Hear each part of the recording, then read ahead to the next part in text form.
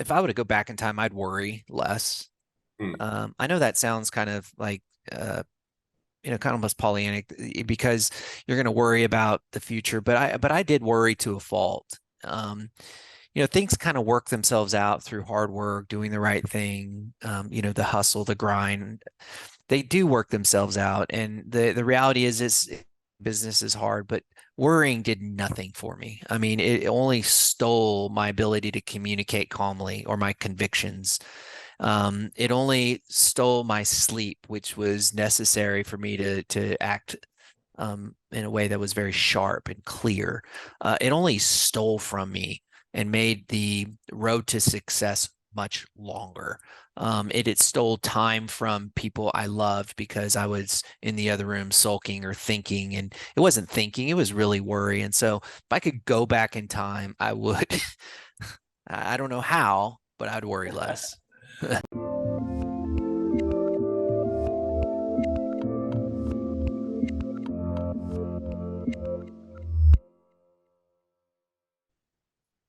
Hey everyone, this is Devin Miller here with another episode of The Inventive Journey. I'm your host, Devin Miller, the serial entrepreneur that's grown several startups into 7 and 8 figure businesses, as well as the founder and CEO of Miller IP Law, where he helps startups and small businesses with their patents and trademarks. You ever need help with yours? Just go to strategymeeting.com, grab some time with us to chat, and we're always here to help. Now, today we've got another great guest on the podcast, Darryl Lyons. And Darryl started out growing up in a small town in Texas, and then he went to college, paid his way working in the banking industry, and then afterwards went and worked for a period of time, and then co-founded a business and is leading the business, or continues to bring on employees and grow in revenue. And he'll share a bit more about that. So, with that much as an introduction, welcome on the podcast, Darryl. Yeah, thank you for having me. I appreciate it. Absolutely excited to have you here. So I just gave a quick walkthrough to a much longer journey. So why don't we rewind and unpack a little bit and tell us a little bit about how your journey got started growing up in a small town in Texas. Yeah, I'll try to condense it as much as I can, but I remember we had a little mobile home, a little trailer on the side of the highway in a trailer park in Castroville, Texas, and I remember edging the trailer, weed eating, and you had to be careful because the skirting on a trailer, if you get too close, it cracks the skirting. And so when I'm edging, I'm thinking, I wonder how people get houses with foundations, with like this thick concrete. How does that work? And so my friend, her dad was a banker and he had a house, they had a house with a nice foundation. But I started becoming curious about money. This was about 17, 18, and ended up working at a bank. That's how I paid my way through college. Actually, it was very great. It's because the bank I worked at was primarily Spanish speaking community. So that was really a lot of fun to engage with that culture and that community at that time. But that paid my way through school, got an undergrad in accounting and finance, went on to law school and got a degree there at Texas A&M University and other education. But the education is more less about resume, but more just about genuine curiosity about money, how it works. The learning never ends, as you know. There's just always something new. And so, yeah, eventually along the way bumped into a couple guys, and we were Now, just before we get to the current business, just diving in. So you went to your school, undergraduate. You said it was with what degree? St. Mary's University, Bachelor of Business Administration, and one in corporate finance, another one in accounting. So you came out with a few degrees, and it sounds like you compete with me for having the most degrees. So definitely props to you. So now you come out of school. Now, as you're coming out of school, and you've got the law degree, the finance, the banking kind of experience, and the business experience. Kind of what was that initial step into the working world, or where did you to start your journey there? Yeah, yeah, and interesting. The law degree came later, but and I can always share that. But the right out of undergraduate, I needed a job. I needed money. So the day after I graduated, I didn't know how the financial world works, so I ended up selling life insurance. Not I thought it was a honestly I thought it was like this sophisticated. I knew what a CFP was because I had researched that, was certified financial planner, but I had no idea how to navigate that. So I was selling life insurance and door to door, and humbling that was. And it ended up almost getting fired. Um, bumped into a guy that needed a buy-sell agreement, just so happened to bump into him. He had a healthcare company. And so I understood academically because I'd studied it, what a buy-sell agreement was. It was insurance on partners. This was the basic door knock. I was knocking on doors and he said, yeah, I need a buy-sell agreement. We funded that buy-sell agreement. I kept my job. It gave me enough runway. I ended up becoming rookie of the year, partner of the year, and was moving this big company and actually gaining favor by the executives. So my life would have been in Chicago or New York probably at this point, but that wasn't for me. No, and so it sounds like, had a bit of that experience, took the leap, so to speak, did the agreement, got some good traction, and was building, the career in that aspect. Now, as you're going along, I mean, obviously you transitioned to a bit, so kind of walk us through what was the next phase or the next step in your journey after you kind of started to work your way up within that industry. Yeah, so when I quit, my wife also quit her job. We were newly married. We had a newborn. It wasn't good math. And I had kind of abandoned some important principles. So I had kind of gotten myself in debt. I had a BMW convertible and I was kind of not as extreme, but almost like a, professional sports player kind of spends money. So we had to unwind that. And that was very challenging. I'd actually heard of a guy named Dave Ramsey, but I never really thought much of him. An educated financial guy, and so he was for the other people. But I started following his model, and Hmm. we did all the debt snowball and stuff. And so I was really into it. And a friend of mine made a connection and said, "Hey, Dave's looking to have people in the communities that he can trust that will invest money for his radio listeners." And he called this program Endorse Local Provider. And so I was one of the first ones there. And really, that was just kind of great tailwind. And so me and three other guys, we decided to start this company called PAX. It's Latin for peace, and it's a spinoff of Dave Ramsey's Financial Peace University because we were all in on the Dave Ramsey train and serving his listeners. And I would see, at the peak, I don't do advisory work anymore. I mean, it's leadership of the organization, but at the time I was seeing 6 people a day. I mean, every day. And it was a grind, but I was meeting a ton of good people and it was really a catalyst for our growth.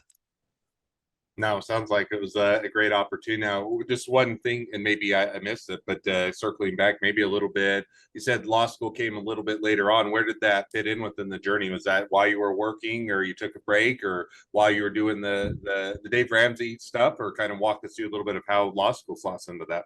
Yeah. So after I graduated undergrad, I was promised that by this big insurance company that they were going to pay for my master's. But what they said was they weren't going to pay for the master's, they were going to pay for higher education. So as a play on words, and higher education means designations in our industry. So I said, okay, fine. So I went in, and after undergrad, I got the CLU, CFP, CHFC, a few other letters. There's like 6 or 7 letters. Um, but I still always had this lingering, like I need to get a formal like postgraduate degree. So it was during COVID that I was around. I was like, I'm going to go, this is time, I'm going to go to law school. So Texas A&M had a law program. So they cut out all courtroom stuff and just focused on the wealth management piece. So we got into contract law relative to wealth management and very intricate estate plan. We even got into the legitimacy and the legalities of whether or not cryptocurrency is in fact a security or not. So I did that during COVID, and that was an incredible experience. Oh, sounds like it was a great experience and a great opportunity. So now Yeah. just maybe going back to where you said you were at. So you were doing there's some of the financial planning, and then you got into being an endorsed local or provider with the Dave Ramsey network and whatnot.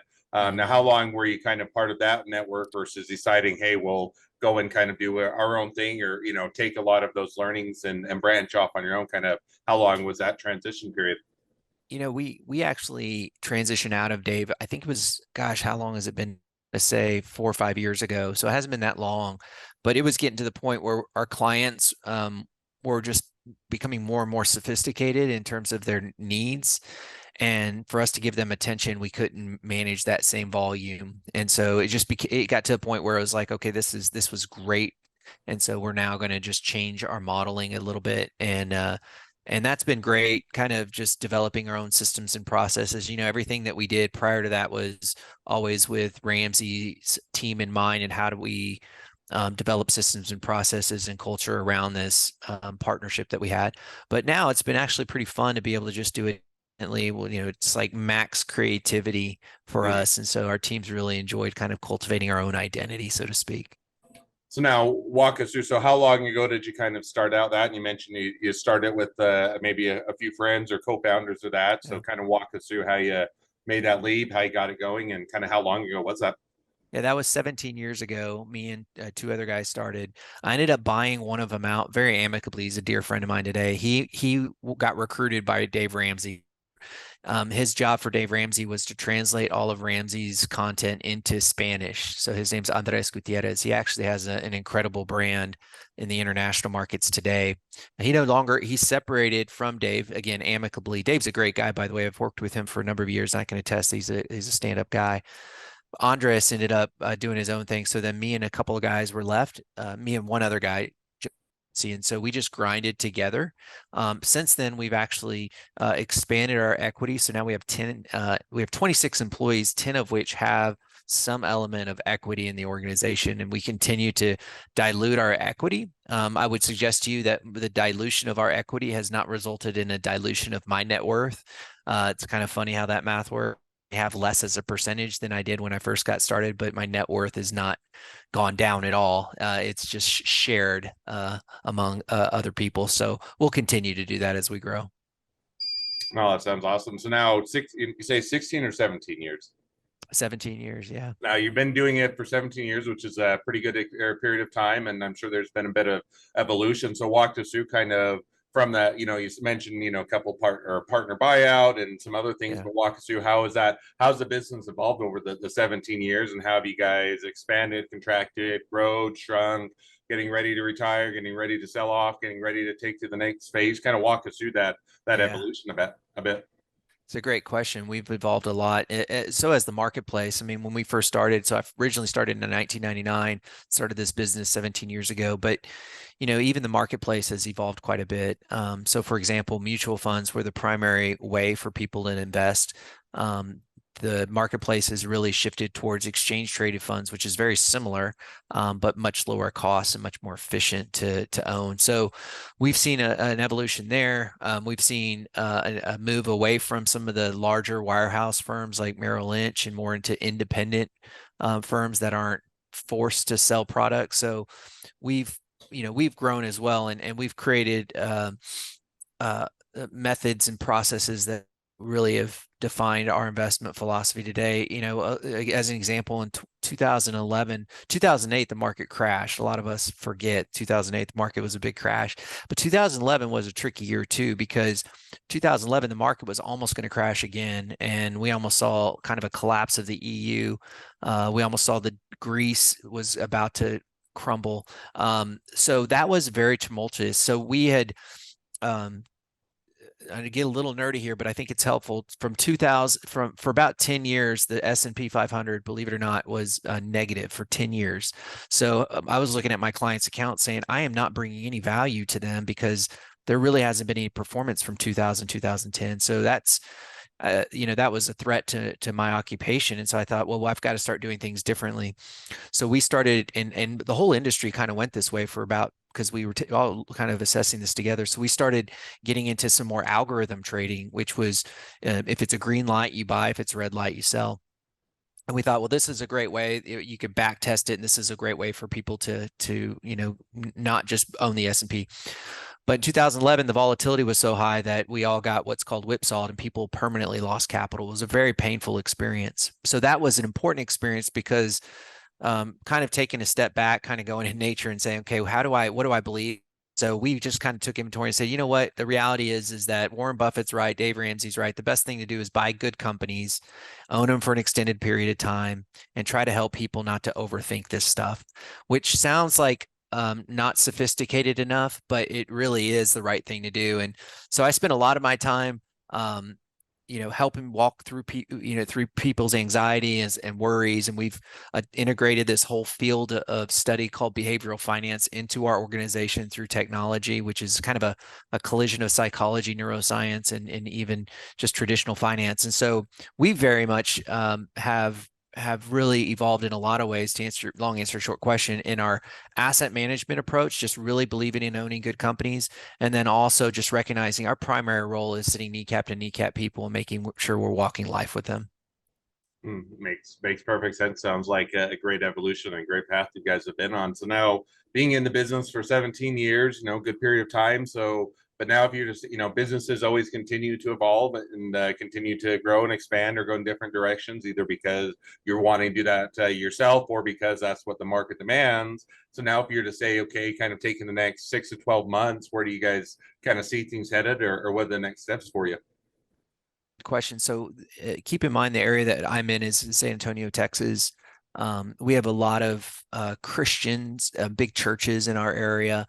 So there's an appetite for, especially in the polarization of our country today, for our community to not be owners through stock investments of companies that are behaving antithetical to a deeply held biblical worldview. So we've recognized that screening out companies that are doing things that are undermining the Christian faith is important to investors. So we've done biblical responsible investing is kind of the theme, and we've seen a widespread adoption of that and appetite for that. So we're doing that where it's appropriate. We're not exclusively doing that because we still find that the secular marketplace has plenty of tools, but the biblical responsible investing has been a huge win for our organization. It's been able to serve a marketplace, and so we'll continue to lean in that.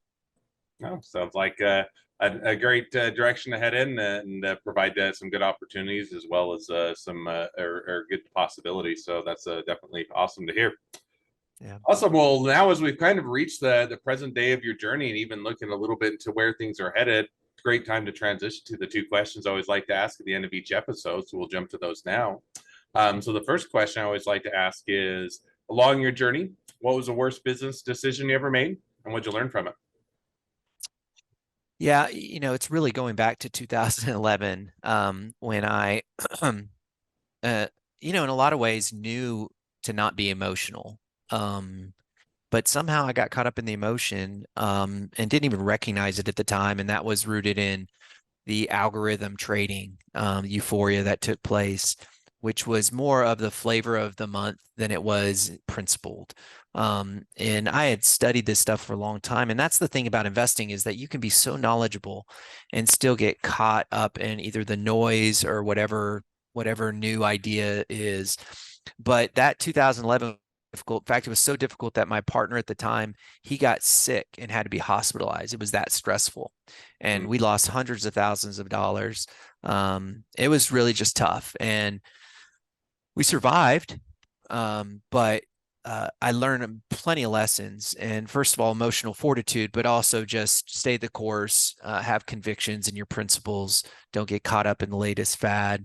I'm not quick to jump on trends. I will be okay to make quick decisions if the consequences are immaterial, but the material decisions I'm slower and more methodical. And so I think that's just obviously wisdom, but 2011 taught me that. No, sounds like it was, it's one of those where sometimes you hold off too long or you don't adapt to technology or you don't leverage new ways to go about things. You can get, left in the dust, so to speak, but vice versa. Sometimes you too quick to adapt or don't vet it or not, or unknowing, or you do a good vetting job and it doesn't turn out how you want. And you got to learn from that as well. And so it sounds like an easy mistake to make, but definitely a great one to learn from. Yeah. Second question now that I'd like to ask you is, so now if you're talking to somebody that's just getting into a startup or a small business, what'd be the one piece of advice you give them? Uh, I just won. Um, yeah, I would say, if I were to go back in time, I'd worry less. Hmm. I know that sounds kind of like, kind of almost Pollyannic because you're going to worry about the future, but I did worry to a fault. Things kind of work themselves out through hard work, doing the right thing, the hustle, the grind. They do work themselves out. And the reality is business is hard, but worrying did nothing for me. I mean, it only stole my ability to communicate calmly or my convictions. It only stole my sleep, which was necessary for me to act in a way that was very sharp and clear. It only stole from me and made the road to success much longer. It stole time from people I loved because I was in the other room sulking or thinking, and it wasn't thinking, it was really worry. And so if I could go back in time, I would. I don't know how, but I'd worry less. Yeah, and that's always easier said than done in the sense that Yeah. when we look back, man, why did I worry so much about that? Or it all worked out, or it Yeah. wasn't as important as it may have seemed at the time, and yet at the time to take that one step back and to have that longer view of things is often easier said than done, but definitely a great perspective to have and a great piece of advice. Well, now as we do wrap up the episode, if people want to reach out to you, they want to be a customer, they want to be a client, they want to be an employee, they want to be an investor, they want to be your next best friend, any or all of the above, what's the best way to reach out to you, contact you, find out more? Yeah, you can go to paxfinancialgroup.com. That's Paul Apple X-ray financialgroup.com. You can, if somebody wanted to, since I don't do advisory work, but all the advisors that are foundation or extension of me, they all are part of PAX. So you can click on that, connect with advisor, and that's 15-minute consult. It doesn't cost you anything. So it's just to make sure it's a good fit, might not be a good fit. So that's a good way. LinkedIn's good. I'm not a personality where I'm getting out there on X or even Instagram. I do have a placement there from my marketing team says I'd have to, but LinkedIn is where I usually have engaging content. So that's a good place to follow me. Awesome. Well, I definitely encourage people to reach out, make a new connection, support a great business, and if nothing else, make a new best friend. So with that, thank you again for coming on the podcast. It's been fun. It's been a pleasure. Now, for Yeah. all of your other listeners that are out there, if you have your own journey to share and you'd like to be a guest on the podcast, we'd love to have you. So just go to inventiveguest.com, apply to be on the show. A couple more things as listeners. Make sure to click share, subscribe, leave us a review. Helps us to reach even more startups and small businesses to help them along their journey to success. And on that note, if along your journey you ever need help with patents or trademarks or anything else with your startup or your small business, just go to strategymeeting.com, grab some time with us to chat, and we're always here to help. Well, thank you again for coming on the podcast, and wish the next leg of your journey even better than the last.